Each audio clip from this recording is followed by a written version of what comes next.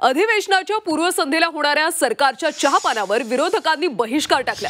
सरकारमधल्या मंत्र्यांकडून जनतेला लुटण्याचं काम सुरू आहे, त्यामुळे सरकारच्या चहापानाला जाणं पाप ठरेल असं म्हणत महाविकास आघाडीनं चहापानावर बहिष्कार टाकला।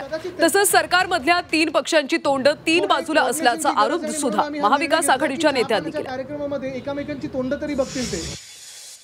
राज्य कुठे घेऊन चाललेले आहे, भारतीय जनता पार्टीने कुठे नेऊन ठेवला महाराष्ट्र म्हटलं होतं, तसं आता भारतीय जनता पार्टीनं आणि या त्यांच्याबरोबरच्या जे आमच्यातून गेलेले गद्दार लोक आहे यांनी कुठे नेऊन ठेवला महाराष्ट्र, ही परिस्थिती निर्माण झालेली आहे। आणि म्हणून या सगळ्या विषयाला जनतेच्या न्यायालयात आम्ही जात आहोत, परंतु विधिमंडळात निश्चित याच्यावर आवाज उठू। परंतु या सरकारच्या, कारण हे सरकार भ्रष्टाचारी आहे, हे सरकार बेईमान आहे, हे सरकार शेतकरी विरोधी आहे आणि म्हणून या सरकारच्या चहापानावर बहिष्कार टाकण्याचा निर्णय आम्ही घेतलेला आहे।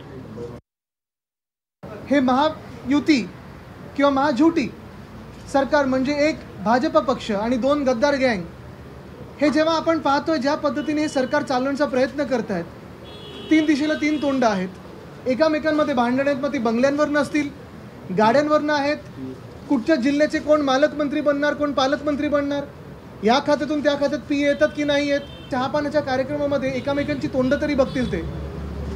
आणि जे सोबत 2 आलेले आहेत त्याच्यात दाग अच्छे आहे ही भाजपची नवीन टॅगलाईन जरी झाली तरी भ्रष्टाचाराचे दाग घेऊन अनेक लोक जे त्या मंत्रिमंडळात बसले असतील किंवा त्या चहापानाला जातील, कदाचित मुख्यमंत्री त्यांना पहिल्यांदा बघतील किंवा त्यांना पुन्हा एकदा आठवण होईल की होय, ह्यांच्यावरच मी आरोप केले होते।